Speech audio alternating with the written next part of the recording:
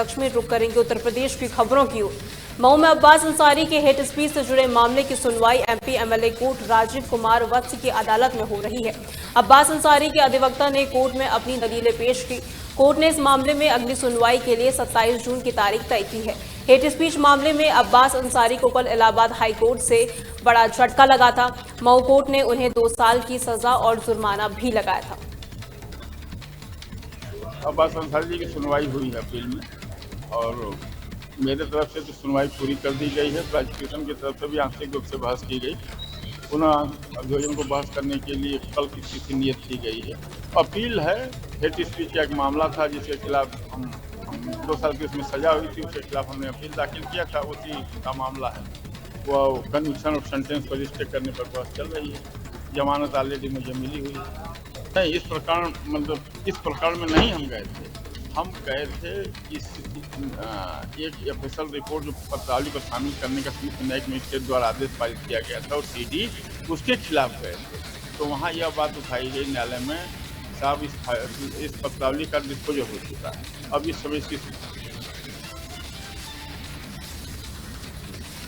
बहराइच के जरवल रोड स्थित घाघरा घाट PWD guest house पर बाढ़ प्रभावित क्षेत्रों में बचाव और राहत कार्यों का प्रभावी ढंग से संचालित करने के उद्देश्य से एक मेगा मॉक ड्रिल का आयोजन किया गया।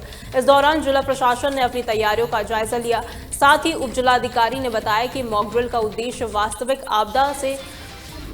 आपदा के आने से पहले उन्हीं परिस्थितियों का सामना करते हुए राहत और बचाव कार्यों को पूरा करके अपनी जिम्मेदारियों को पूरा करना था और तैयारियों को जांचना भी था। चलाया जा रहा है जो अब आगामी बाढ़ में मानसून के जब में बाढ़ आती है तो जगह जगह मार्किंग करके लोगों को ट्रेन किया जा रहा है। जनपद बहराइच के जिलाधिकारी महोदय के निर्देशन में 3 तहसीलों में, तहसील माशी में, तहसील कैसरगंज में और तहसील नानपारा में 3 जगहों पे हो रहा है। तहसील कैसरगंज के टप्पे शिपाकराम में ये जो घाघरा घाट का पीडब्ल्यूडी का डाकबंगला है और यहाँ जो हमारी घाघरा नदी है वहाँ ये डिमांस्ट्रेशन हो रहा है। इसमें राजस्व विभाग के और पुलिस विभाग के और राजस्व के जवान हैं, आपदा मित्र हैं, पशुपालन विभाग के हैं, या इस पर मेडिकल के हैं, आपूर्ति विभाग से हैं, शिक्षा विभाग से हैं, विकासखंड से हैं और जो भी विभिन्न तरह के विभागों के लोग हैं, सबके समन्वय से ये कार्यक्रम चलाया जा रहा है। ये उत्तर प्रदेश सरकार के निर्देश में मॉक ड्रिल का आयोजन हुआ है बाढ़ को दृष्टिगत रखते हुए और इस संबंध में सूचना प्राप्त हुई थी कि यहाँ 2 व्यक्ति डूबने की सूचना मिली थी, जिससे हमारी टीम ने हमारे निर्देशन में यहाँ पर रेस्क्यू किया है, उनको बचा लिया है और वो लोग स्वास्थ्य सेंटर में स्वास्थ्य लाभ दिया जा रहा है। इसमें हमारे शासन द्वारा में आदेश मिला कि वहाँ फला जगह बाढ़ आ गई है तो सबसे पहले हम लोग गांव खाली करवाएं कि जो लोग गुजर रहे हैं या महिलाएं हैं या छोटे बच्चे हैं या गर्भवती महिलाएं हैं उनको हम लोगों ने पहले निकासी के ऊँचे स्थान पर पहुँचाए हैं बाढ़ संभालने में। इसके बाद सूचना मिली कि घाघरा घाट पे कुछ लोग डूब रहे हैं, नाव पलट गई है। इसमें हमारी टीम आपदा मित्र की टीम तुरंत तत्काल पहुँचकर वहाँ लोगों को बचा करके तुरंत फर्स्ट एड के माध्यम से फर्स्ट एड किया गया, फिर उनको जिला हॉस्पिटल भेज दिया गया है। हमने इसका प्राइमरी उपचार किया है और अब जो है इसके सारे वाइटल स्टेबल हैं, लेकिन फिर भी आगे। मुरादाबाद में जिलाधिकारी कार्यालय के बाहर लोगों ने बिजली विभाग के खिलाफ नारे लगाए। ये मामला सरिता नगर थाना मझौला का है, जहां 11,000 वोल्ट की नंगी तारों के गिरने से अफरा तफरी मच गई। मोहल्ले वालों का कहना है कि घर में एक छोटी लड़की और एक महिला को बिजली का झटका लगने से वो बेहोश हो गई। उन्होंने कई बार बिजली विभाग को इन अवैध तारों की जानकारी भी दी थी, लेकिन उनकी तरफ से कोई समाधान नहीं हुआ। किसी बड़ी दुर्घटना से पहले मोहल्ले वालों ने जिलाधिकारी को ज्ञापन सौंपा है और इस मामले में सुनवाई की मांग भी की है।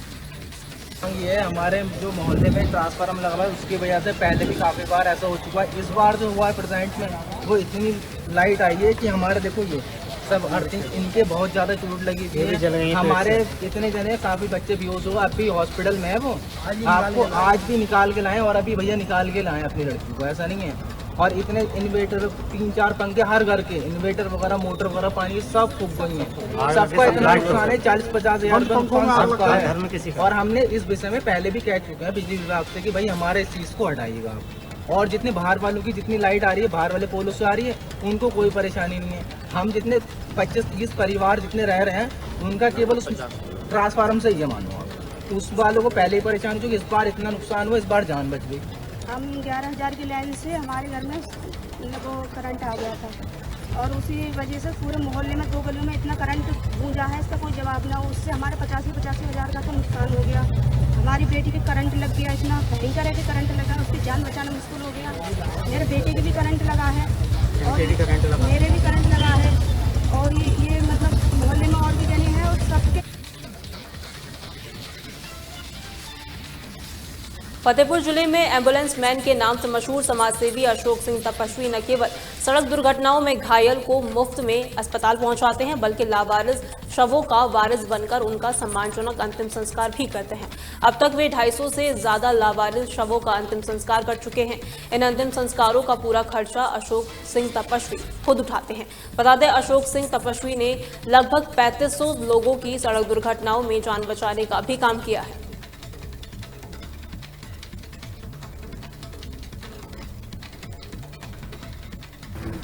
जैसे कि लोग एम्बुलेंस मैन के नाम से जानते हैं, वो प्रसिद्धि ऐसे मिली हमें कि अब तक करीब 3,500 लोगों की मैं जान बचा चुका हूँ रोड एक्सीडेंट में, और करीब 450 डेड बॉडीज़ में उठा चुका हूँ। सड़क दुर्घटना में जिनकी मृत्यु हो जाती है ऐसे लोगों को टुकड़ों में बिन के मैं उठाता हूँ। और जब मैं बिनता हूँ तो लोगों को आश्चर्य लगता है, आश्चर्य नहीं होता है। जब मैं बिनता हूँ तो मुझे लगता है कि तो मेरा शरीर है, तो मैं इसलिए मैं कर लेता हूँ क्योंकि और यही मानवता से परिभाषा है।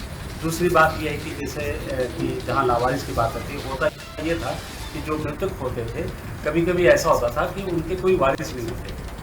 वारिस न होने के कारण जो है फिर मैंने तय किया कि अब ये भी जो कार्य है मैं शुरू करूं, और अब मैं करीब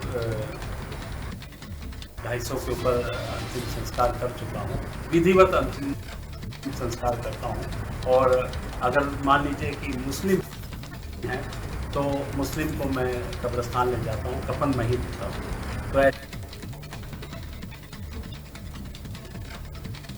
तो उत्तर प्रदेश के अमरोहा जिले में एक ऐसी दरगाह है जो सन 1744 से लगातार हिंदू मुस्लिम एकता की मिसाल बनी हुई है। यहाँ सभी धर्मों के लोग अपनी मन्नतें मांगने आते हैं और बताया जाता है कि कोई भी यहाँ से निराश होकर नहीं जाता। हिंदू मुस्लिम महिलाएं और बच्चे यहाँ प्रसाद चढ़ाने आते हैं और अपनी मनोकामनाएं भी मांगते हैं। 300-400 किलोमीटर से दूर लोग भी यहाँ पहुँचते हैं। खास बात यह है कि यहाँ हर धर्म का व्यक्ति इस मज़ार पर आता है और बृहस्पतिवार को ही प्रसाद यहाँ चढ़ाया जाता है और साथ ही इस दौरान मेला भी लगता है।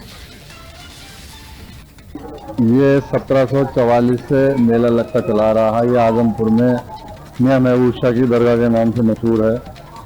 यहाँ हर धर्म के लोग मानने वाले आते हैं। यहाँ 300-400 किलोमीटर दूर से लोग चल के आते हैं। सब अपनी मुरादें मांगते हैं। यहाँ सबसे ज़्यादा जो है वो कील महोत्सव का है कि जैसे किसी के कील मुँह से फंसी निकली है तो वो अपनी झाड़ू चढ़ाते हैं, ऊपर वाला उन्हें ठीक। खबर उत्तर प्रदेश में फिलहाल के लिए इतना ही। देखते रहें तहलका डिजिटल 20.7।